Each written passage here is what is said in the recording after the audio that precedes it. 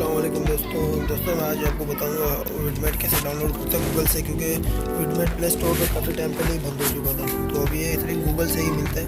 तो आप यहाँ सर्च करेंगे vidmate APK डाउनलोड ऑफिशियल, तो आपके सामने ऐसा इंटरफेस आ जाएगा।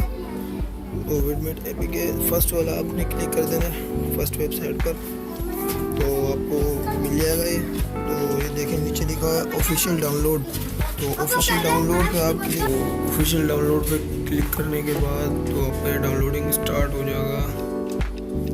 और ये देखें ऊपर डाउनलोडिंग स्टार्ट हो चुका है मेरा। थोड़ा सा टाइम लेगा, वीडियो को पूरा देखें ताकि आपको कोई मसला नहीं हो जाए।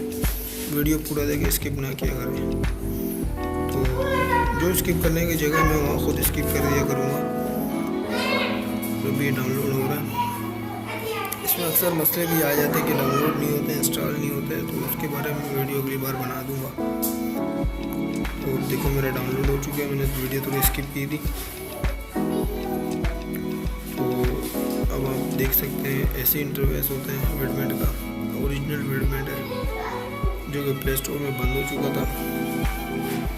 अब ये सिर्फ गूगल से डाउनलोड होता है।